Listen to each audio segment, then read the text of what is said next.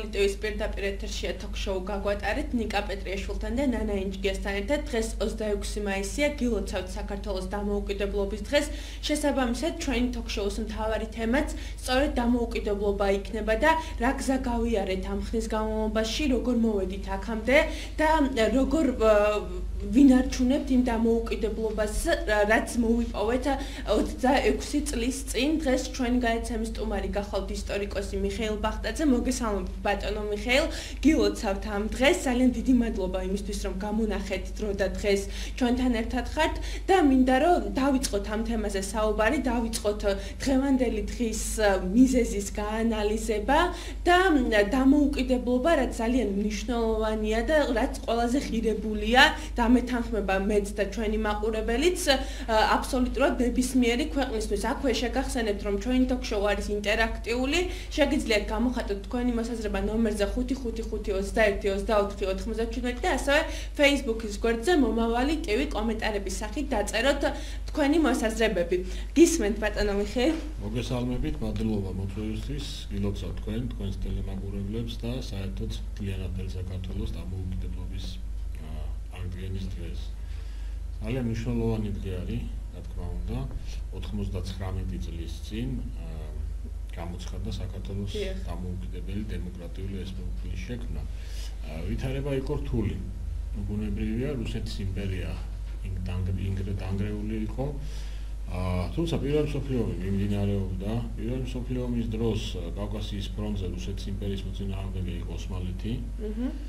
მაგრამ იმ მოვლენების შედეგად, რომელიც განვითარდა რუსეთში 1917 წელს, ხო, ჯერ დროებითი მთავრობა, შემდეგ სახელმწიფო გადატრიალება და ბოლშევიკები, რუსეთის არმია ფაქტობრივად აღარ არსებობდა, იყო დაშლილი, დემორალიზებული და კავკასიის ფრონტი იყო მთლიანად მოშლილი. ოსმალეთი აგრძელებდა შეტევას და ტერიტორიაზე იკავებდა, შეიქმნა ურთულესი ვითარება.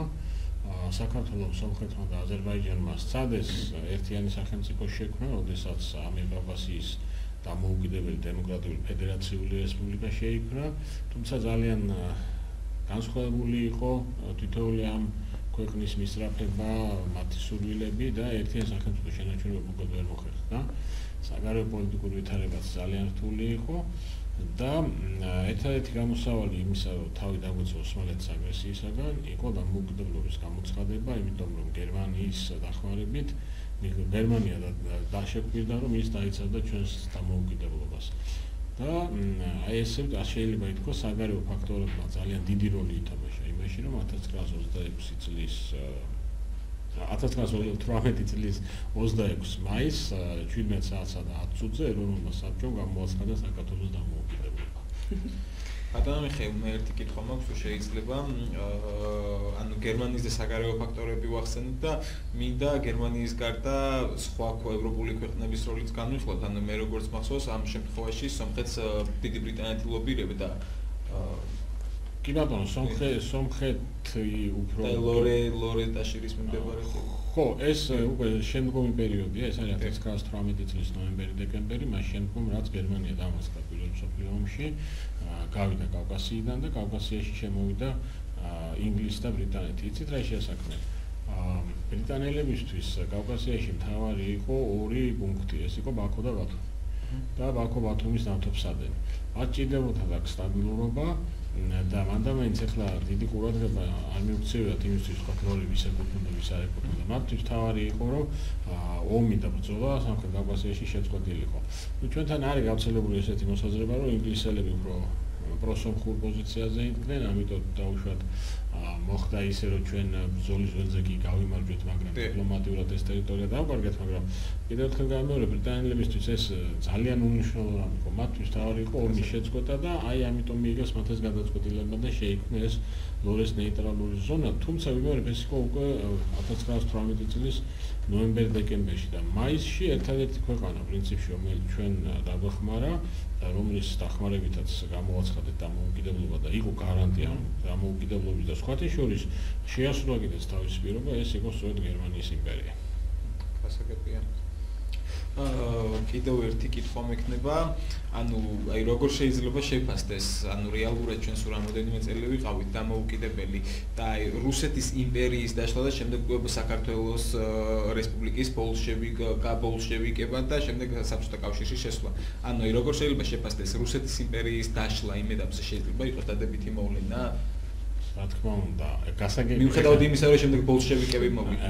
რა თქმა უნდა, ეხა გააჩნია რა კუთხით შევხედა და ვინ შევხედა, თქვათ რუსეთში და მონარქისტებისთვის ეს თქმა უნდა კატასტროფა იყო, მაგრამ ჩვენთვის, ვინ საუკუნეზე მეტი ხნის მანძილზე დამოუკიდებლობისათვის ვიბრძოდით, რა თქმა უნდა, ეს იყო ბრწყინვალე შანსი და იყო ძალიან კარგი რუსეთის იმპერია დაიშალა.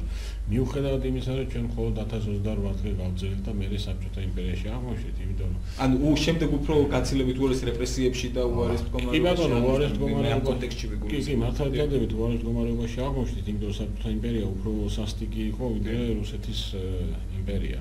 მაგრამ ერთი რამეა, იცით, აი შეიძლება ესეთი შედარება მოვიტანოთ, რომ ჩვენ 117 წელი ვიყავით წყალქვეშ, ჰაერი არ გვყოფნიდა, არაფერი არ გვყოფნიდა, მერე უცებ თავი ამოვყავით, ცოტა ხანი ჩავისუნთქეთ, მივიღეთ რაღაც ახალი ძალა, ახალი ენერგია და მერე კიდე 70 წელი ვიყავით ესე ძვიან მდგომარეობაში, მაგრამ რომ არა ის 3 წელი, ამოსასუნთქი 3 წელი კიდე გაცმარიცის ჩვენ სად და როგორ ვიქნებოდით დღეს. რამდენად დაგვაფასებინა იმ 3 წელმა და გაგვააზრებინა ის რომ მნიშვნელოვანია თავისუფლება, რომ ყველაზე ღირებულია და რომ ფასეულია. იცით რა, ეხლა ეს რთული სათქმელია, ხა ჩვენ აგერ 26 წელია დამოუკიდებლები ვართ და ნაწილმა საზოგადოებისა დღემდე ვერ გაიაზრა რა არის თავისუფლება და დამოუკიდებელი სახელმწიფო და იმ 3 წლის მანძილზე ეხლა ძნელია თქვა რომ საზოგადოებამ მთლიანად ყველამ გაითვალისწინა და გაითავისა, მაგრამ ცოტა შეიძლება უმეტესობა აღმოჩნდა მზად. იმიტომ რომ ის გეზი რომელიც მაშინ პოლიტიკურმა ელიტამ აიღო, პრინციპში საზოგადოება იმას გაყვა.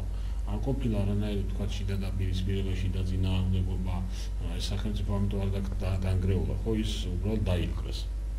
და კიდე ერთი არის ძალიან საინტერესო საფლავის ქვა, თუ აბსოლუტ ხაშურის რაიონშია, ადამიანი გარდაიცვალა 1918 წლის 25 მაისს.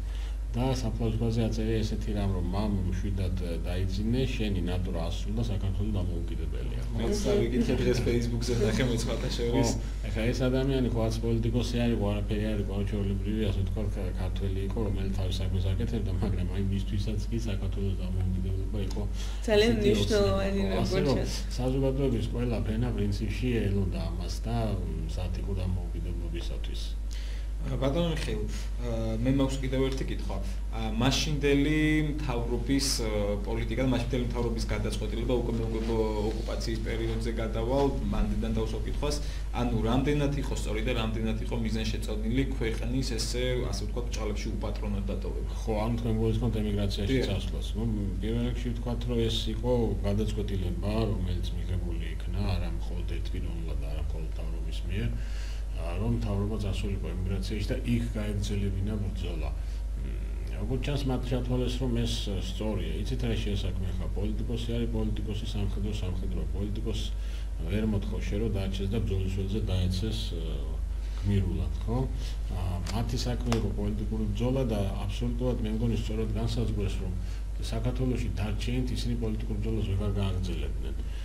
და მათ ვინც დარჩნენ, მაგალითად თავრობის თავმჯდომარის მოადგილე დარჩა გრიგოლ ლეფტკიფანიძე და სხვები, მათ ძალიან ძვირადად გაიზიარეს. წავიდა მთავრობა, იმიტომ რომ იქ გაეგრძელებინა აქტიურობა, იქ გაეგრძელებინა დიპლომატიური და პოლიტიკური ბრძოლა და ამ მხრივ რა თქმა უნდა გამართლებული იყო. როცა ვსაუბრობთ, რომ წავიდნენ, ყოველთვის აი ეს გავითვალისწინოთ, რატო წავიდნენ. ისინი არ წასულან, იმიტომ რომ შეეშინდათ. მათ რო შეშინებოდათ, ისინი პირველივე დასროლის ანუ ეს არ იყო გაქცევა. ეს არ იყო გაქცევა, ეს არ იყო საკუთარი სიცოცხლის გადარჩენა, ეს იყო წასვლა, იმიტომ რომ ბრძოლა გაგრძელებული იყო. ისინი დაწმუნებული იყვნენ, რომ დაბრუნდებოდნენ და ბოლშევიკები დიდხანს საქართველოში ვერ გაძლევდნენ. ბოლო შემთხვევაში მე ესე ვფიქრობ და მე მგონი ესე უნდა ჯობია რომ ესე ვფიქრობ, იმიტომ რომ ესე იყო, იმიტომ რომ კიდევ თქვენ მეორე შიში რო ქონოდათ, უფრო ადრე გაიქცეოდნენ. რატომღაც არის საზოგადოებაში ის დამოკიდებულება, რომ ისინი გაიქცნენ და უბრალოდ თავი აარიდეს ამ სიტუაციას, მიატოვეს ქვეყანა და ასე შემდეგ და თქვენი ვარიანტი და ეს მოსაზრება ბევრად უფრო საინტერესო და უკეთესი მოსასმენია, უფრო ერთი თვე იბრძოდნენ. აი ეს არის ბევრმა არ იცის, გონიათ რომ 25 თებერვალს დამთავრდა ომი დამთავრდა 13 მარტს. ასე რომ ერთი თვე იბრძოდნენ და ესე არ არის რომ გაიცნენ და დაწესეს. ფარხმალი მაშინვე არ დაუყრიათ რეალურად და ასე რომ არასწორი წარმოდგენა აქვს საზოგადოების გარკვეულ ნაწილს. ჩვენ მცირეხნიანი პაუზის შემდეგ აუცილებლად დავბრუნდებით ამ თემებს. ამ ტელევიზიაში ძლიერდება მომავალი. ჩვენი სივრცე ღია და ეკუთვნის ყველას, ვინც ქვეყნის მომავალზე და ახალგაზრდობის კეთილდღეობაზე ზრუნავს. მომავალი TV ეს შენი ტელევიზია. Motivi პროექტი წარმოქმნა.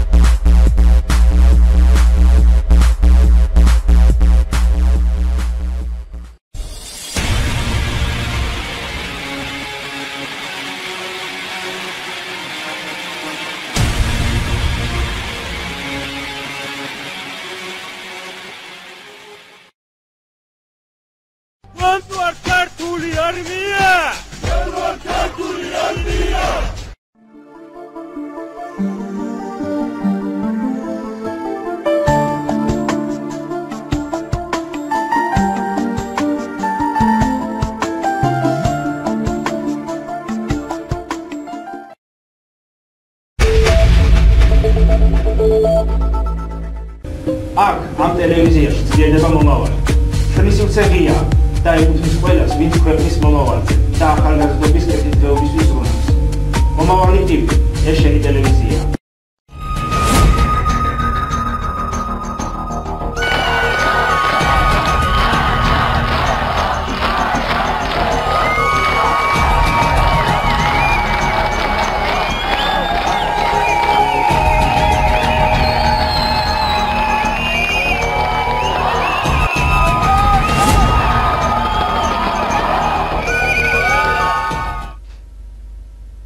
დაგიბრუნდით რეკლამის შემდეგ შეგახსენებთ რომ მომავალი ტივის პირდაპირ ეთერშია თოქ-შოუ გაგვატარეთ ნიკა პეტრიაშვილთან და ნანა ინჯგესთან ერთად საუბრობთ დამოუკიდებლობაზე. ჩვენი სტუმარია ისტორიკოსი მიხეილ ბახტაძე.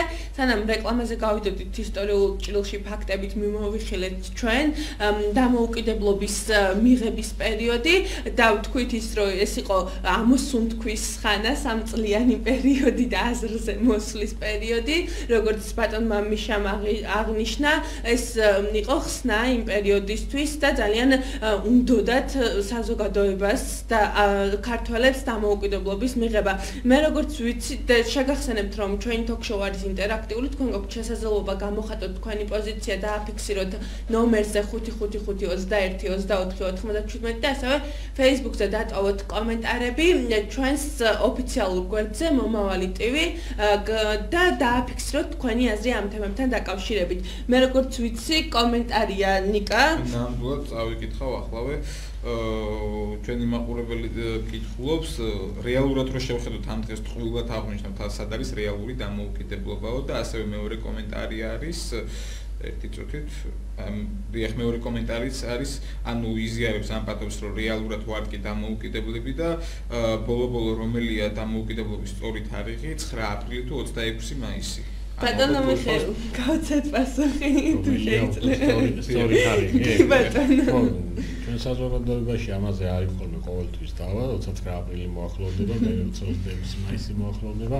მე მგონი არასწორად არის საკითხი დაკანებული. ორივე არის დამოუკიდებლობის დღე. და ორივე უნდა ვიზეიმოთ. ჩვენ მე-20 საუკუნეში ორჯერ აგვიდგინეთ დამოუკიდებლობა. ხო, ისეთი კარგი ბედი გქონდა, რომ ორჯერ მოიწია დამოუკიდებლობის აღდგენა. 26 მაისი არის დამოუკიდებლობის აღდგენა 1918 წელს და 99 წელი გავიდა და 9 აპრილი არის დამოუკიდებლობის აღდგენა 1991 წელს და 26 წელი გავიდა. ამიტომ ორივე აღსანიშნავია. მე არ მგონია სწორი იყოს ესე რომ აი 9 აპრილი აღნიშნოთ 26 არ აღნიშნოთ 26 არ აღნიშნოთ და 9 აპრილი არ აღნიშნოთ იმიტომ რომ ორჯერ გამოვაცხადეთ დამოუკიდებლობა არის მსგავსი შემთხვევები აი ეგ მაინტერესებდა ანუ არსებობს ანუ მსოფლიო გამოცდილებაში ორჯერ დამოუკიდებლობა კი არის დავუშვათ ერთ დღეს ქვია თქვა კონსტიტუციის გაერთიანება ქვია დამოუკიდებლობა უბრალოდ სხვადასხვა სახელები შეგვიძლია სხვადასხვა სახელები დავარქვათ შეგვიძლია ორივეს დავარქვათ ახლა ისტორიული ფაქტია რომ ესე იყო ესე მოხდა ჩვენი ბედი ესეთი იყო რომ ორჯერ გამოვაცხადეთ დამოუკიდებლობა ყველაფერი ორ-ორად გვაქვს დღესასწაულები და გქონდეს დამოუკიდებლობას ორ-ორად რატომაც არა ყველაფერი კარგი ორ-ორი მაგრამ დამოუკიდებლობის ორჯერ გამოცხადება ძალიან ცუდია ხო და არც მე მგონი ეს ჯობია რომ საზოგადოება ამაზე შეთანხმდეს იმიტომ რომ ერთ-ერთი თარიღის დაკნინება არ შეიძლება არც ერთ თარიღის დაკნინება ორივე არის თანაბარზომიერი და თანაბრად მნიშვნელოვანია რა თქმა უნდა სხვათა შორის ოდესაც 9 აპრილის აღდგა დამოუკიდებლობა 91 წელს აღდგა 31 მას ჩატარებული რეფერენდუმის საფუძველზე და იმ რეფერენდუმის კითხვა ეს იყო ხო რომ გინდა თუ არა აღდგეს საქართველოს დამოუკიდებლობა 1918 წლის 26 მაისის საფუძველზე ხო ასე რომ 9 აპრილის საფუძველი 26 მაისი იყო დაკავშირებული ეს ყველაფერი ერთმანეთთან დაკავშირებული ანუ ვერ გამოყოფთ ორივე დამოუკიდებლობის აღდგენის დღე არის და ორივე თანაბრად საზეიმო არის. მაგრამ საქართველოში ხა 9 აპრილი უფრო ტრაგიკულ მოვლენებთან ასოცირდება, ამიტომ მე მგონი მაგიტომაც ხდება ხოლმე ხშირ შემთხვევაში, რომ მისი საზეიმო აღნიშვნა არ ხდება. კი, მართალი ბრძანდებით 9 აპრილი უფრო ტრაგიკულად აღიქმება, მით უმეტეს იმ თავებებისთვის, რომლებიც მოესწრო 9 აპრილს და ძნელია ხა მათთვის, ვინც თავისი თვალით ნახა რა მოხდა იქ 9 აპრილი აღიქვან ხა როგორც ზეიმი და ის, მაგრამ ალბათ წლების მერე როცა იქნება ის თავობა, რომელიც 9 აპრილს ვერ მოესწრო და ამ ყველაფერს ხოლმე ციგნებში წაიკითხონ, მათთვის ალბათ თანაბაზომიერი იქნება ორივე. 9 აპრილის და 26. და მეორე კითხვა იყო იქ მასაც უპასუხოთ, მე მგონი ჯობია, ანუ ვართ თუ არა რეალურად დამოუკიდებლები დღესდღეობით ჩვენი მოსაზრება უნდა დავაფიქსიროთ. იცით რა შესაინტერესო ყოველთვის როცა ესეთ კითხვას სვამენ, მაინტერესებს რომ აი რას გულისხმობენ რეალურად დამოუკიდებელი. აი რატო არა ვართ რეალურად დამოუკიდებელი? იმიტომ რომ ვიღაცას გვინიშნავს, რაღაცას გვაიცულებს. ანუ ეგ ალბათ ეგ კონტექსტი განიხილება. ალბათ იცით და მე ყოველთვის მაქვს ესეთი მარტივი პასუხი რომ თქვათ იგივე ჩვენი მთავრობა, ხო? აი დაგვისვა ვაშინგტონმა სიტყვაზე. ნუ კაი ვაშინგტონის თავი დავანებო, დაგვისვა მასმა. აი როგორ დაგვისვა? ეს მთავრობა დაამტკიცა ვინ? პარლამენტმა. პარლამენტი ვინ აირჩია? ჩვენ. ჩვენ რომ მივედით იმ ხუთებში და ვიღაცა შემოვხაზეთ რა დაგვადგნენ გითხეს გინდა თუ არა შემოხ. ანუ ჩვენ ავირჩიეთ პარლამენტი, ჩვენ მარჩევთ პარლამენტმა აირჩია ეს მთავრობა. თუ არ მოგწონს და საუბარი იმაზეა რომ თქვა მთავრობა ზედმეტად ითვალისწინებს ვიღაცის მოსაზრებებს, ეს ჩვენი ბრალია, იმიტომ ჩვენ ავირჩიეთ ეს მთავრობა და მაშინ გავითვალისწინოთ და სხვა დროს ავირჩიოთ ისეთი, ვინც ნაკლებად გაითვალისწინებს. ანუ ძირითადად ბოდიში გაწყვეტენ, ძირითადად ვინც ამაზე აპელირებს, შემდეგ არჩევნებზე მიდის და ისევ მთავრობა დაძლევს ხო? ეს რეალობა ესეთი. ძალიან ესეთი დამოკიდებულებაა, რომ აი რა მნიშვნელობა ქონდა ახლა ჩვენ მოსკოვიდან გვიბრძანებენ თუ ბრიუსელიდან გვიბრძანებენ. ჯერ ესეთი აბსოლუტურად არამართებული ზომიერია მათი ესე დაგანება, იმიტომ რომ მოსკოვიდან გიბრძანებდნენ, კარგი ბიჭი ეკავდა და არ გააკეთებდით. ბრიუსელიდან არავინ არაფერს არ გიბრძანებს, რომ გეუბნებიან რომ თუ გინდა ჩვენთან, მოდი ესე გააკეთე, ხო? თუ გინდა რომ გააკეთებ, არ არის. მე აქ ესეთ პრობლემას ნამდვილად ვერ ხედავ და მეორე იცით აბსოლუტურად დამოუკიდებელი დედამიწის ზურგზე ასეთ სახელმწიფო არის. ნამდვილად. ყველას უწევს ვიღაცას ანგარიში გაუწიოს. ამერიკის შეერთებული შტატები რომ ამერიკის შეერთებული შტატებია, იმასაც კი უწევს ვიღაცას და რაღაცას ანგარიში გაუწიოს. ანუ სახელმწიფო რომელიც იტყვის რომ აი მე ვარ და ჩემი ნაბადი და ასაც უნდა იმას ვაკეთებ. ვიცი ხა ეგეთი ერთი ჩრდილოეთ კორეაა, ხო? როცა უნდა ასაც უნდა იმას აკეთებს, მაგრამ არის შესაბამის პრობლემა. ასაგებია. მე მგონი პრობლემა უფრო იმაში არის, რომ აი რაც თქვენ წეგან ახსენეთ, ეს ბრიუსელიდან გაცემული რეკომენდაციები, ანუ კონტექსტი ნამდვილად ესეთია, რომ გინდა ჩვენთან გაითვალისწინეთ თუ არა და ვერ იქნება ჩვენთან. უბრალოდ მე მგონი ისევ პრობლემა იმ ადამიანებშია, ვინც ამ რეკომენდაციას ან კონსულტაციას აი აუცილებელ შესასრულებელ მოვალეობად იხდის. ანუ ეგ რაღაც კიდე მეორე უკიდურესობა არის ადამიანების, რომლებიც ანუ გაცემულ რეკომენდაციას რჩევას, რომელსაც ვიღაცა გირჩევს, შენ მერე აუცილებელ შესასრულებელ მოვალეობად იხდი. ეს კიდე ცალკე პრობლემაა ჩემთვის. კი, მართალი ბრძანდებით, იცით რა შეიძლება რაღაცა გირჩიო, მაგრამ შენ შეიძლება უთხრა, რომ ძალიან დიდი მადლობა რჩევისთვის, მაგრამ მე ეს თქვენი რჩევა არ გამომადგება. ყველას უნდა მოусმინო, უბრალოდ ყველას რჩევის გათვალისწინება არ არის. მაგალითად, იგივე თქვა ევროპაში ტოლვილების მიღებასთან დაკავშირებით აღმოსავლეთ ევროპის რამოდენიმე ქვეყანამ თქვა, რომ ჩვენ ტოლვილებს არ მივიღებთ. ხო, უთხრეს რომ მაშინ ფინანსურ სანქციებს გადაერთით. მათ თქოს რომ კი ბატონო ფინანსურ სანქციებს გადავიხდით, მაგრამ ამტოვლებს არ მივა. ანუ დაიცვეს არა თავისი პოზიცია, იმიტომ ესე არის შენ თუ შენი პოზიცია თავად არ დაიცავი, არავინ შენს გამო არ იფიქრებს და არავინ შენს გამო თავს არ მოიკლავს. ერთ ილუზიას ნამდვილად შევეშვათ, რომ ვიღაცა ჩვენს გამო იმუშავებს, ჩვენ გამო თავს მოიკლავს, უბრალოდ ვიღაცა გვიჩეს, ვიღაცა დაგვეხმარება, მაგრამ საქმე ჩვენ უნდა ვაკეთოთ. თუ რაღაცა არ მოგწონს, უთხრათ რომ იცით რა, მადლობა, მაგრამ არ მოგწონს ჩვენ ჩვენებურად გავაკეთებთ ახლა და ის თუ ყველაფერს იღებენ, მე ვარ ისევ ჩვენი ბრალია, იმიტომ რომ ჩვენ ვიჭიოთ ამ მთავრობას და ჩვენ ვაძლევთ მათ ძალაუფლებას.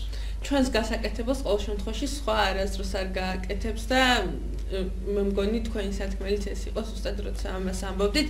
ბატონო მიშა, თქვენ ახსენეთ რომ ყველა ქვეყანას უწევს ვიღაცის რაღაცის აზრის გათვალისწინება, ინტერესის გათვალისწინება და ასე შემდეგ. მე მაინტერესებს ჯანსაღი სახელმწიფო თქვენი გადმოსახედიდან რა ინტერესების მატარებელი უნდა იყოს, ვისი ინტერესები უნდა გაატაროს, რომ კონდეს სწორი კურსი, სწორი მიმართულება და იყოს განვითარების, დამოუკიდებლობის, დემოკრატიის გზაზე. რა თქმა უნდა, თავისი მოსახლეობის ინტერესი. ეს ბუნებრივია, ეს არის პრიორიტეტი. არ ნიშნავს, რომ შენი მოსახლეობის ინტერესების ხარჯზე გააკეთო რაღაცა. არა, ეს შენია, უბრალოდ შეიძლება რაღაც მომენტში რაღაცა კომპრომისზე წახვიდე რაღაცა, მაგრამ არა საკუთარი მოსახლეობის, საკუთარი ამორჩეველის ინტერესების ხარჯზე. ეს არის რა თქმა უნდა ყველაზე მნიშვნელოვანი და ეს არის მთავარი ხელისუფლებისათვის, იმიტომ რომ მოსახლეობა დამკვეთი და ის აძლევს ხელისუფალს იმ ძალაუფლებას, რომელიც მას აქვს. ასე რომ ინტერესი უნდა იყოს ერთადერთი საკუთარი ამორჩეველის ინტერესი და არა თქვა ვიღაცა სხვის, ვინც რაღაც უცხო პლანეტაზე იმყოფება სადღაცა რა. მე მინდა ერთი კითხვა დაგისვათ 26 მაისის აღნიშვნასთან დაკავშირებით. თქვენი აზრი მაინტერესებს, იმიტომ რომ ხალხში ისმევა ეს კითხვა და აპელირებენ და აინტერესებთ გაიყო მოსახლეობის აზრიურად, უნდა ტარდებოდეს თუ არა 26 მაისს აღდგომის სამხედრო აღდგომა. იცით რა არის? ჩემს აზრით უნდა ტარდებოდეს. არის ქვეყნები სადაც ტარდება.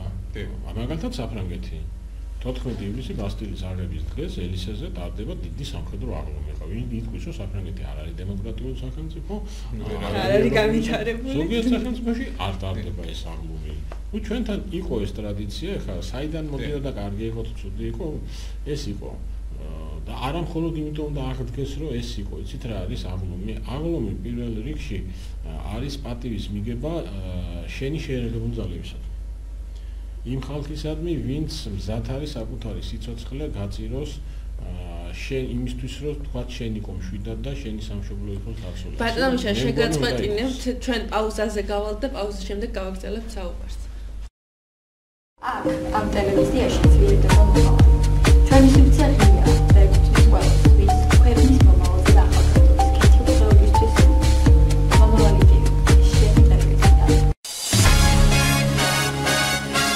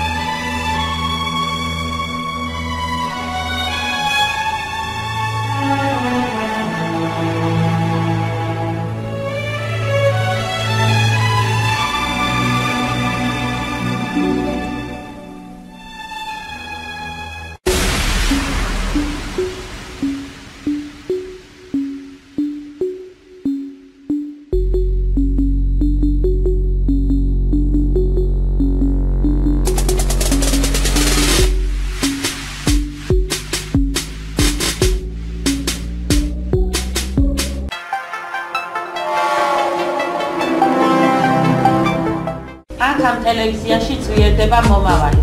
ჩვენი სივრცე ღია და ეკუთვნის ყველას, ვინც ქვეყნის მომავალზე და ახალგაზრდობის კეთილდღეობაზე ზრუნავს. მომავალი ტივი ეს შენი ტელევიზია.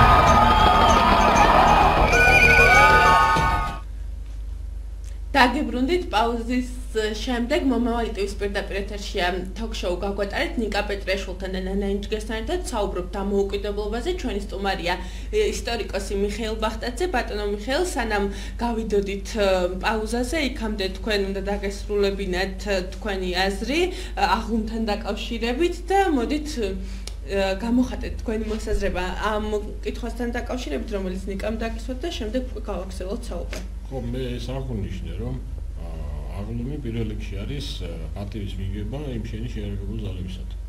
დიახ. და გარდა ამისა, იცით რა არის გარკვეული მნიშვნელობა აღლუმს აქვს თუნდაც იმ მომავალი თაობისათვის, ვინც ამას ხედავს. ეს გარკვეული მხედრული სული მაინც არის ამ აღლუმში და მე ვფიქრობ ეს არის მნიშვნელოვანი და საჭირო. ეხლა წელიწადში ერთი დღე სამხედრო აღლუმის ჩატარება ვფიქრობ არის საჭირო და კარგი იქნება. აღდგეს ისევე ტრადიცია. ეხლა არგუმენტი ის რომ ძვირი არის და თქვათ სახსრების სახელმწიფოს უჯდება სერიოზული თანხებით. რაღაც სხვა ღონისძიებები დავასახელო, მაგრამ იმდენი ტარდება, რომ თქვათ ეხლა იმდენი და ისეთებით. ხო, ერთი თუ არ ჩატარდა და იმის სანაცვლოდ აღლუმი ჩავატარეთ და არაფერი არ დაშავდება. აბა გადავუხადეთ ჩვენს ჯარისკაცებსა და ოფიცრებს და მომავალ თაობას ვანახეთ როგორ ვაფასებთ მათ. მე მგონი არაფერი არ დაშავდება. აქვე შევახსენებ მაყურებელს, რომ ჩვენი თოქ-შოუ არის ინტერაქტიული. თქვენ გაქვთ შესაძლებლობა გამოხატოთ თქვენი მოსაზრება ნომერზე 555212494 და ასევე Facebook-ზე ჩვენს ოფიციალურ გვერდზე მომავალი ტივი დაგვიწეროთ კომენტარები. ბატონო მიხეილ, ასევე ერთი კითხვა, რომელიც აუცილებლად უნდა დავსვა და ერთი ფაქტი, რომელიც უნდა გავაჟღერო, დღეს დილით, როცა გამოვდიოდი სამსახურში მოვდიოდი, მომესმა ესეთი დიალოგი ახალგაზრდებს შორის, ერთი ეუბნება მეორეს, გილოცავ დამოუკიდებლობის დღეს და მეორეს პასუხი, რომ ეს რა მოსალოცია, კარგი რა. არის თუ არა მოსალოცი კითხვა? არა, ამას კი არ ვკითხულობ. უბრალოდ დამოკიდებულება და აი ამ ნათქვამიდან ძალიან ბევრი შეიძლება არა, მაგრამ არის კატეგორია, რომელსაც სულაც არ მიაჩნია მისალოცად, აღსანიშნად და ასე შემდეგ. ამ თემას ძალიან მინდა გავაკეთოთ აქცენტი, იქიდან გამომდინარე, რომ დამოუკიდებლობა თუ არ ავღნიშნეთ და ქვეყნისთვის ეს თუ არ იქნა და ერთმანეთისთვის და მოქალაქეებისთვის მისალოცი თემა, მაშინ რა უნდა მიულოცოთ ერთმანეთს, როგორც მოქალაქეებმა და როგორც სახელმწიფოს წევრებმა და შვილებმა. მე მაინტერესებს თქვენი მოსაზრება ამასთან დაკავშირებით, თქვენ როგორ აფასებთ, რამდენად არის ეს დამოკიდებულება ახალგაზრდებში და არა მხოლოდ ახალგაზრდებში? ხო, ეხლა ვერ გეტყვით საზოგადოების რომელ ფენაშია უფრო მეტად თუ არა, მაგრამ კი ბატონო, არის ხოლმე ესე. იცით რა არის, ეს კიდევ ერთხელ გვიჩვენებს იმას, რომ ჩვენში სახელმწიფოებრივი აზროვნება არ არსებობს. ოდესაც შენი სახელმწიფოს შექმნის დღე მიგაჩნია რიგით დღეთ და თვლი რომ ეს არ არის ის დღე, რომელიც აღნიშნავს ის, რომელიც მილოცვა კი ეს ნიშნავს, რომ შენ საერთოდ ვერ ხვდები რა არის დამოუკიდებელი სახელმწიფო და რაში გჭირდება ეს დამოუკიდებელი სახელმწიფო რა. მე მგონი ეს არის სახელმწიფოებრივი აზროვნების ნაკლებობა, რაც არა მარტო ამაში ვლინდება, ბევრ რაღაცაში ვლინდება, მაგრამ ეს კიდე ერთი ესეთი ვთქვათ მომენტია, რაც ჩემი აზრით ამას ადასტურებს, იმიტომ რომ სახელმწიფო როგორც ადამიანისთვის აუცილებელია რომ იყოს თავისუფალი, ასევე ერისთვის არის აუცილებელია ის იყოს თავისუფალი დამოუკიდებელი და კონდეს თავისი სახელმწიფო. მით უმეტეს იცით რაშია საქმე. ქართველებზე როცა მოგსაუბარი, სოფლიო ისტორია მიცის ერები, რომლებსაც საუკუნეების მანძილზე არ ჰქონდათ სახელმწიფოებრიობა, მაგრამ არ დაუკარგავთ თქვათ თავისი ენას, თავისი რელიგიას, თავისი თვითმყოფადობა. აი რუსეთის იმპერიაში 100 წლიანმა და საბჭოთა იმპერიაში 70 წლიანმა ყოფამ ჩვენ დაგვანახა, რომ თუ ქართველებს სახელმწიფოებრიობა არ აქვს, ის ძალიან ძიმე მდგომარეობაში ვარდება. და ასე რომ მე ვფიქრობ, სახელმწიფოებრიობა აუცილებელია ყველას და ეს არის ის რის გარეშე ჩვენ უბრალოდ ვერ გავთვალებთ. კი, კითხვა არის კიდევ ერთი გავახმოვანებ, ანუ ეს ოკუპაციას უკავშირდება, ნახევარი ქვეყანა როდესაც ოკუპაციაშია, ამ შემთხვევაში დამოუკიდებლობის ხარისხი როგორი არის? ხო, ნახევარი ქვეყანა ოკუპირებულია, ის მეორე ნახევარი ხო არის დამოუკიდებელია რა. მესმის ეს რასაც გულისხმობ ჩვენ სრულფას რომ უნდა და არა ვარ დამოუკიდებელი, ეს ოკუპაცია რა თქმა უნდა ხელს გვიშლის ძალიან ბევრ რამეში, მაგრამ ახლა ამის გამო ვთქვათ რომ არ გვინდა დამოუკიდებლობა, არა ვარ დამოუკიდებლები, ხო, არ ვიცი. არასწორი იქნება. ამის გამო არ აღვნიშნოთ, ამის გამო არ ვთქვათ კი, ეს ჩვენ გვიქმნის ძალიან მძიმე მდგომარეობას, მაგრამ მე მგონი პირიქით, აი ის რო ტერიტორიები ოკუპირებულია, ამის გამო კიდევ უფრო მეტად უნდა აღვნიშნოთ, კიდევ უფრო მეტად უნდა გავაცნობიეროთ, რომ ჩვენ გვინდა და გვჭირდება დამოუკიდებელი სახელმწიფო. კი, მე მაქვს კიდევ ერთი კითხვა. მაინტერესებს დამოუკიდებლობის მიღება და დამოუკიდებლობის მოპოვება, რა თქმა უნდა, ძალიან კარგი და მნიშვნელოვანი არის, მაგრამ ამისი აუცილებელი და თამდევი უნდა იყოს აუცილებლად მისი შენარჩუნება, განმტკიცება და განვითარება. აი ამ მიმართულებით, როგორ ფიქრობთ, ახალგაზრდების და მომავალი თაობის როლი როგორ უნდა იყოს და როგორ უნდა მოხდეს ისეთი თაობის აღზრდა, რომელმაც აი ეს მიღებული დამოუკიდებლობა განავითაროს და უფრო წინ წაწევს და მივახციოს ბოლო-ბოლო ქვეყანამ იმ რეალურ დამოუკიდებლობას, რასაც უკვე ეს ხალხი კითხულობს და ელოდება. ბატონო, მართალი ბრძანდებით, დამოუკიდებლობის მოპოვება ერთია და მისი შენარჩუნება მეორე და შეიძლება ითქვას, რომ ის მეორე კიდევ უფრო რთულია, მით უმეტეს ისეთ რეგიონში და ისეთ ვითარებაში, რომელშიც ჩვენ ვიმყოფებით. ხო, ახლა ისე ძალიან მძიმე კითხვა დამიშვით ახალგაზრდობას როგორ და რანაირად. ამას ვერავინ ვერ ასწავლის, იცით? ეს თავისით მოვა ალბათ, მე ვფიქრობ, იმიტომ რომ თაობა, რომელიც დაიბადა დამოუკიდებელ და თავისუფალ საქართველოში, შეუძლებელია, რომ ის არ იყოს მოწადინებული იმისათვის, რომ ეს მისი სახელმწიფო გახდეს უკეთესი და უფრო ძლიერი. ესეა ხო, ეხლა თაობები ჭირდება რაღაცის შეცვლას, რაღაცა ახალი გაჩენას, ის თაობა, რომელიც საბჭოთა კავშირში დაიბადა, გაიზარდა, მას სხვა მომენტები აქვს, სხვა ნოსტალგიები აქვს, სხვა რაღაცები აქვს და ახალგაზრდა თაობა, რომელიც ამას არ მოსწრებია, მე მგონი ის თავისუფალია იმ საბჭოთა მემკვიდრეობისგან, რომელიც გვამძიმებს ჩვენ ბევრ რაღაცაში, იგივე თქვა გადაწყვეტილების მიღებაში, იგივე თქვა რაღაც არჩევანის გაკეთებაში. ამ ხრივ ვფიქრობ, ახალგაზრდა თაობა არის გაცილებით უკეთეს ვითარებაში და მე მგონი ჩვენი ახალგაზრდა თაობა ზოგადად უმრავლესობა ყოველ შემთხვევაში ძალიან კარგად აფასებს და ხედავს რა არის დამოუკიდებელი სახელმწიფო და ადვილად წარმოიდგენენ რა კატასტროფა იქნება თქვა შეიძლება შენ დამოუკიდებელი სახელმწიფო არ გქონდეს. ნამდვილად, მაგრამ ახალგაზრდათა მიმართებაში ერთი რამ მაინტერესებს. ანუ ახლა ჩემი გადმოსახედიდან და როგორც მე ვფიქრობ და მე ვუყურებ, დამოუკიდებელ ქვეყანაში და დამოუკიდებელ საქართველოში დაბადებულმა ახალგაზრდებმა თავისუფლების ფასი რაღაც ცოტა სხვანაირად გაიგეს. ანუ თვითონ სიტყვა თავისუფლების ინტერპრეტაცია, აი მაგალითად, იგივე თქვენი თაობის ადამიანებში და ახალგაზრდებს შორის ეს რაღაც კონტექსტი შეიცვალა. ანუ თავისუფლება მათთვის უფრო სხვა რაღაცასთან ასოცირდება რეალურად, მე მგონი უკვე ვიდრე აი ეს სახელმწიფოებრივ დამოუკიდებლობა, იმიტომ რომ მათ ეს ბრძოლა არ გამოუვლიათ და რეალურად არ უყურებენ ამას როგორც პრობლემას. ხო, მართალი მე მგონი მართალი ბრძანდებით თქვა ჩვენ არ დავფიქრებ, მაგრამ ეხა საინტერესო რამ ბრძანეთ, კი ისინი უკვე დაიბადნენ თავისუფალ საქართველოში, ანუ მათთვის ეს არის უკვე მოცემულობა და ბუნებრივია ნაკლებად აქვს თქვა იმის შეგრძნება, რომ ამისათვის ბრძოლა იყო რა გადაიტანა წინა თაობა როგორ და რანაირად იყო და შეიძლება თავისუფლება ხო მათთვის უკვე ცოტა სხვა კონტექსტში გადადის და სხვანაირად ესმით, კი ბატონო, მაგრამ იცით რა შესაქმე, ხო, გარკვეული ღონისძიებები მართალია, სახელმწიფოებიც უნდა ატაროს, იცით, აი ის რომ სახელმწიფოებრივი აზროვნება ჩამოყალიბდეს საზოგადოებაში, ეს თავისითაც შეიძლება მოხდეს, ოღონდ ძალიან დიდი ხანი დაჭირდება ამას, მაგრამ თუ იქნება აქედა ხელისუფლების ძალისხმევა, რა თქმა უნდა ეს გაცილებით უკეთესი იქნება. უფრო მალე მივახცევთ იმ შედეგს, რაც გვინდა. ხელისუფლების ძალისხმევა ახსენეთ, რას გულისხმობთ ხელისუფლების ძალისხმევაში?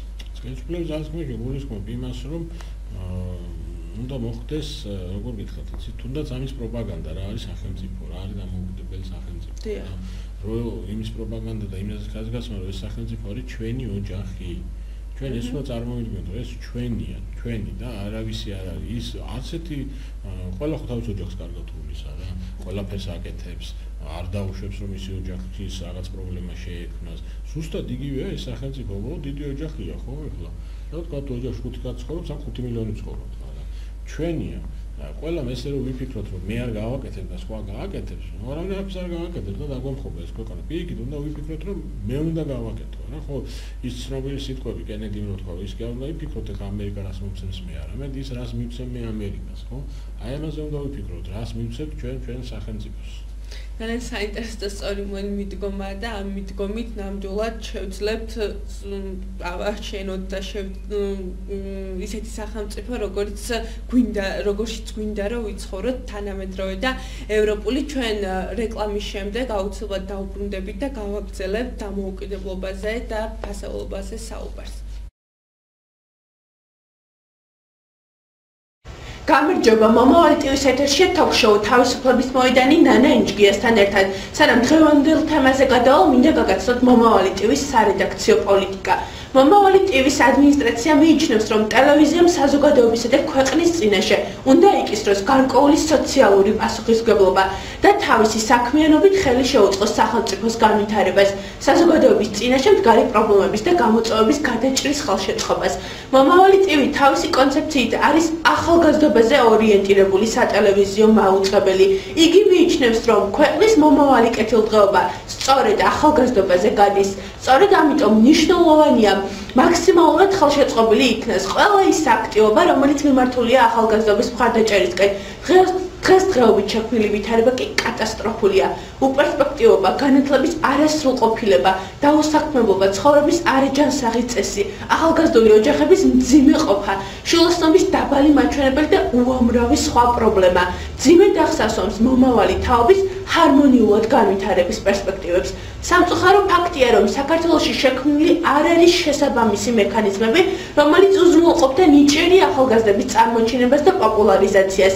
მათი ნიჭის რეალიზაციისთვის აუცილებელია პირობების შექმნა. ამ მიზეზით უამრავ ახალგაზრდას შორის ნიჰილისტური დამოკიდებულება ჩამოყალიბდა. ამავე დროს ახალგაზრდობის კეთილდღეობისთვის უმნიშვნელოვანესია ეკონომიკის განვითარება, კერძო სექტორის მხარდაჭერისა და მისი საქმიანობის ნაყოფიერი ნიადაგის შექმნის გზით. მივიჩნევთ, რომ ეს არის ერთადერთი საშუალება, რომელიც განავითარებს როგორც ეკონომიკას, ასევე დასაქმებას და სულ უფრო მეტ საქართველოს მოქალაქეს და მათ შორის ახალგაზრდობას დაასაქმებს. მივიჩნევთ, რომ სტრატეგიული მნიშვნელობა აქვს ქართული წარმოებისა და ქართული პროდუქციის მრავალმხრივ მხარდაჭერას. ამავე დროს მომავალი ტივის კონცეფციიდან გამომდინარე აუცილებლად მიგვაჩნია ახალგაზრდების მაქსიმალური მხარდაჭერა საკუთარი ბიზნესის განვითარებისთვის. ყოველივეს განხორციელება შესაძლებელია მხოლოდ საზოგადოების აქტიური ჩართულობის გზით, საზოგადოებისა და მისი ცალკეული ფენების, მათ შორის ახალგაზრდობის კონსოლიდირებული მოქმედებებით. შესაბამისად, მომავალი ტივის სარედაქციო პოლიტიკის პრიორიტეტებს შეადგენს პირველი გახსნილობა. ჩვენი სატელევიზიო სივრცე ღია ნებისმიერი ადამიანისთვის, რომელსაც სურს საკუთარი მოსაზრების საჯაროდ გამოთქმა. მეორე, საინფორმაციო პოლიტიკა ეფუძნება თანაბრობის პრინციპს. მესამე, ახალგაზრდული პოლიტიკის განვითარება, ახალგაზრდობის წინაშე მდგარი პრობლემების და გამოწვევების გადაჭრის მაქსიმალური ხელშეწყობა და ამ პროცესში ახალგაზრდების მაქსიმალური ჩართულობის ხელშეწყობა. მეოთხე, ნიჭიერი ახალგაზრდების ხელშეწყობის უზრუნველყოფა, კულტურის, შემოქმედების, განათლების, სამოქალაქო აქტივობის, მეცნიერების, სპორტისა და სხვა საზოგადოებრივ სფეროებში. მეხუთე, მიუხედავად ტელევიზიის განვითარების დონისა, ხელმისაწვდომ და გონივრულ ფასებში ბიზნესის რეკლამირება, ქართული პროდუქციის და ახალგაზრდული ბიზნესის, მათ შორის დამწყები ბიზნესმენის მაქსიმალური მხარდაჭერა და მეექვსე, საზოგადოების და თავად ახალგაზრდობის ჩართულობა აღნიშნული პრიორიტეტების განხორციელებაში. მომავალი ტივი, როგორც საჯარო და ღია სივრცე, თავისი საქმიანობით მაქსიმალურად უზრუნველყოფს ამ პრიორიტეტების განვითარებას და ყველა იმ ჯგუფების და ცალკეული პირების მაქსიმალურ მხარდაჭერას, რომლებიც აქტიურად რომელსაც სურთ აღნიშნული პრიორიტეტების განხორციელებაში მონაწილეობის მიღება. ან უკვე თავისი საქმიანობით აქტიურად იხსნიან ამ მიმართულებებისკენ. მომავალი ტივი მოქმედებს ღია კარის პრინციპის მეთოდით. ჩვენი სატელევიზიო ეთერი ხელმისაწვდომია ყველასთვის, ვისაც გააჩნია პოზიცია, მოსაზრება, წინადადება და ასე შემდეგ. უახლოეს ვადებში საზოგადოებას შევთავაზებთ კონკრეტულ გეგმას, რომლითაც ჩვენი სატელევიზიო ეთერი მაქსიმალურად ხელმისაწვდომი გახდება ყველა დაინტერესებული პირისთვის და მთელი საზოგადოებისთვის.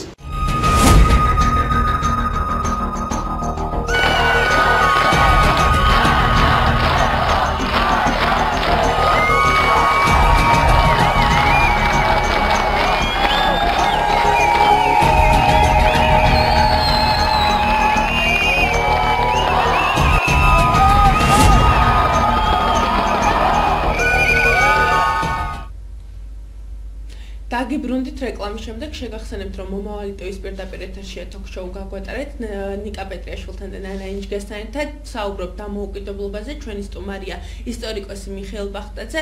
ბატონო მიხეილ, დამოუკიდებლობა გასაგებია, რომ მნიშვნელოვანია ქვეყნისთვის, აუცილებელია განვითარებისთვის და ასე შემდეგ. ქვეყნის როლით, სახელმწიფოს როლით გასაგებია. უბრალოდ მაინტერესებს საზოგადოების ის აქმა რამდენად სწორად უნდა რამდენად მნიშვნელოვანია რომ აღიქვამდეს საზოგადოებას სწორად დამოუკიდებლობის მნიშვნელობას განსაკუთრებით ახალგაზრდები და რა ნაბიჯები უნდა გადადგას თქვათ იგივე სახელმწიფომ იმისათვის რომ ამის მნიშვნელობა გაზარდოს და გაათვითცნობიერებინოს ახალგაზრდებს მომავალთაობას რომ რამხელა ძალა აქვს დამოუკიდებლობას ქვეყნისთვის რომ ეს არის უმნიშვნელოვანესი კომპონენტი ქვეყნის განვითარებისთვის იცით რა შესაძლოა ალბათ ყველამ თავისთავად უნდა დაუსვას კითხვა რომ აი რო არ ვიყოთ დამოუკიდებელი მაშინ როგორ ვიქნებით მეგონი მიხდება რომ ძალიან ძიმე მდგომარეობაში ვიქნებით ეხლა არის საუბარი იმაზე რომ რეალურად დამოუკიდებლები არა ვართ ეხლა წარმოიდგინეთ რომ საერთოდ სახელმწიფო არ გქონდეს ხო ამ მდგომარეობაში აღმოჩნდებით მეგონი ეს არის გასაკეთებელი და ეს შეიძლება ყველამ კითხოს თავის თავს მეორე რაც შეეხება ხელისუფლებას იცით რა საჭირო არის აგიტაცია პატრიოტული სულის გაღვივება არის საჭირო. ეს არ არის ახლა არაფერი ამაში დასაძრახი. რა ხერხებით შეიძლება ამის გაკეთება? თქვენ როგორ ვფიქრობთ? ყველანაირად შეიძლება ვთქვათ ფილმების გადაღებით. აი, იცით რა, მომავალ წელს იქნება 100 წელი საქართველოს დამოუკიდებლობის აღდგენის, ხო? ეხლა ძალიან მნიშვნელოვანი თარიღია. ნამდვილად. წესით მე რომ ვკითხო უკვე დაწყებული უნდა იყოს ამ მიმართულების მუშაობა. ამდე 26 წელია დამოუკიდებლები ვართ და ერთი ფილმი, კადრული ფილმი არ აქვს დამოუკიდებლობას. ყოველ შემთხვევაში მე არ ვიცი. ეროვნულ სულს რაც ხო, რა თქმა უნდა. იცით რატო გეუბნებით ამას, რომ ამას აქვს მნიშვნელობა, ხო? შეიძლება ვიღაცამ ისტორია არ წაიკითხოს, წიგნი არ წაიკითხოს, მაგრამ იმ ფილმს რო ნახავს, რაღაცა გრძნობით განიმსჭვალება რა, მაგალითად. მე მინახავს ესეთი ფილმი, რომელიც გადაღებული აქვს ესტონელებს. გადაღებული აქვს ლატვიელებს, თქვა, აი 18 საათზე ზუსტად როგორ გამოცხადეს დამოუკიდებლობა. არა გვაქვს. რაღაცა სერიოზული, თქვა, მხატვრული ნაწარმოებები რო შეიქმნას, რაღაც კონკურსები გამოცხადეს. იცით რა არის საქმე? იდეოლოგია ზოგადად ცუდი სიტყვა არ არის. იდეოლოგია არ ნიშნავს მანდამაც კომუნისტებს. ნებისმიერ სახელმწიფოს აქვს იდეოლოგია, ატარებს ამ თავის იდეოლოგიას და დღეს 21 საუკუნეში იმდენი საშუალება ამის გაკეთების და საზოგადოებამდე ამის მიტანის, რომ რა ვიცი ხა გონი პრობლემა არ იქნება. მე როგორც მახსოვს ზუსტად არ ვიცი, შეიძლება მეშლებოდეს, მაგრამ მეორე მსოფლიო ომის დროს ზუსტად იგივე მოტივით და გადაიხეს გიორგი სააკაძე. თუ სწორად ვიცი რომ მაშინ რო ქვია ქართველ მეომრებში ის რაღაცა მებრძოლის სული ამაღლებული ყავდა. ეს იყო ერთ-ერთი სააგიტაციო. არა მხოლოდ გიორგი სააკაძე, იმ დროს გაახსენდათ და შემოიღეს თქვა ალექსანდრე სუროვის ორდენი, მიხეილ კუტუზოვის ორდენი, მაშინ მოხდა იმ წარსულზე თქვა წარსულის წამოწევა რომ თურმე კარგი იყო გვირები ყოლია კი იმიტომ რომ მიხდა როცა დასჭირდა შესაძლებელი ყოფილა ხო აგიტაციით და პროპაგანდით ეს შეიძლება იცით რა ჰოლივუდის ფილმებს დააკვირდით ხო დიახ ის რემბო ვარი მარტო ის ხო არ არის იქ რომ რა ქვია კარგად დარბის და კარგად ისვრის არა იმაში ის არის ის ამერიკელია ის თავის სახელმწიფოს იცავს ყოველთვის გამარჯვებული გამოდის ეს მოქმედებს ნიშნავენ მესჯების მატარებელია აგიტაციო მანქანა მოქმედებს ეხლა შეძახილით ხე გახმო ჩვენ წინაპრებს აქვს ნათქვამი და ჯერ კიდევ მაშინ იცოდნენ ამ ხელა მნიშვნელობა ქონდა შეძახილს და ეხლა 21 საუკუნეში როდესაც მომრავი საშუალებაა კიდევ ერთხელ ვიმეორებ საზოგადოებასთან რაღაცა მიიტანოს საზოგადოებაზე რაღაცა გავლენა მოახდინოს სურვილია საჭირო და ამის გაკეთება არის საჭირო ამაში სამარცხვინო არაფერი არ არის ამას აკეთებს ნებისმიერი ნორმალური დამოუკიდებელი სახელმწიფო სამარცხვინო ნამდვილად არაფერი არ არის, უბრალოდ უნდა გაიაზრონ, რომ გასაკეთებელია ეს საქმე და წინ გადადგმული ნაბიჯი იქნება ნამდვილად ამ ყველაფრის გაკეთება და აგიტაცია. ბატონო მიხეილ, ასევე როდესაც საუბრობთ დამოუკიდებლობაზე და სახელმწიფოზე და იმაზე, რომ ეს ყველაფერი პირდაპირ კავშირშია სახელმწიფოსთან მნიშვნელოვანია სახელმწიფოს განვითარებისთვის, მე მინდა დღევანდელი სურათი და ანალიზი. გასაგებია ის გზა, რაც გავიარეთ, საკმაოდ რთული, ძიმე გზა იყო.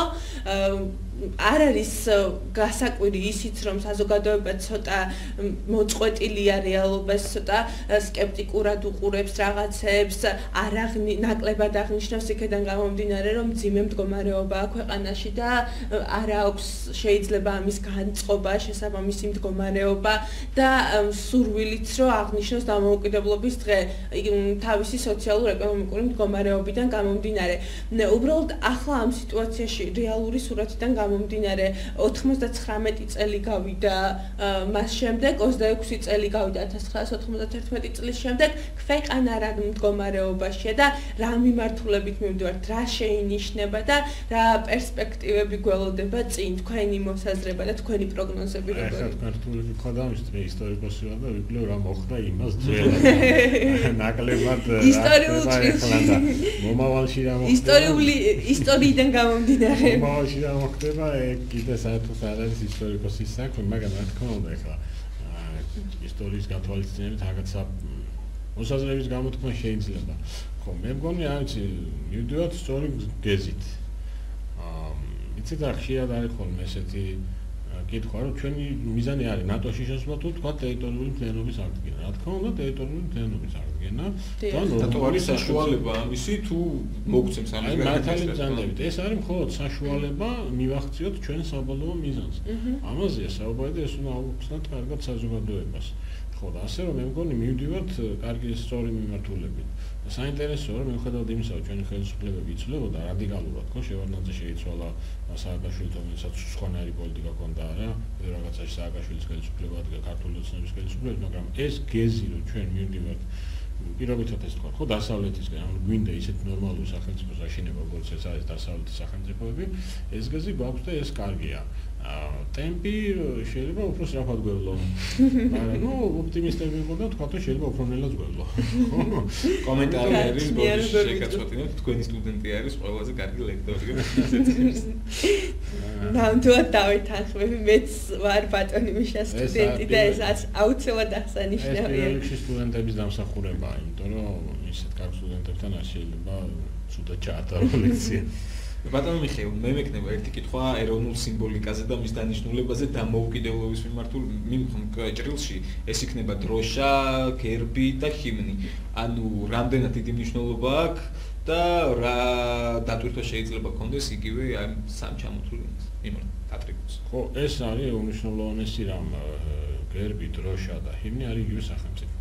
როგორც სახელმწიფოს წემ პატივი შენ იმას უნდა სცე პატივი ხო ხალხი კვდებოდა იმიტომ რომ დროშა შეენარჩუნებინათ და ხალხს ხვდდნენ იმიტომ რომ ისა დროშას შეურაცხყოფა არ მიაყენეს რა აი ეს ყველა ეს არის იგივე რაც არის სახელმწიფო თუ შენ პატივს წემ შენ სახელმწიფოს შენ პატივს წემ შენ დროშას შენ გერბს და შენ გიმს იმიტომ რომ ეს არის მისი სიმბოლოები ხო აი როგორც ჩვენ გვაქვს თქვათ ვართ ადამიანებმა გვაქვს სახელი და გვარი და ჩვენ საკუთარ სახელს გვაქვს პატივს წემ ზუსტად ასევე ამ სახელმწიფოსთვის ეს არის სახელი და გვარი ხო ეს შეგვიძლია ესეთი არ ვიცი ამ ზუსტი ანალოგია მაგრამ მე მგონი ესე არის გასაგებია დამოკიდებულება ესე რა ქვია ხალხის მიმართ რა ვიცი მე პირადად ხშირ შემთხვევაში არ მომწონს ხოლმე და ხშირ შემთხვევაში გააზრებულიც არ აქვს ჩვენი საზოგადოების დიდ ნაწილს და ისევ იმ მოქალაქეობრივ განათლებას და მოქალაქეობრივ პასუხისმგებლობამდე დავდივართ თუ როგორ რა პატივი უნდა მიაგო იგივე შენ ჰიმს, როდესაც შენ ჰიმს ღერიან ბოლო-ბოლო ყველაფერს თავიდან ფეხზე მაინც უნდა წამოდგე, იგივე დროშა, იგივე სვეტყვი მე დროშაზე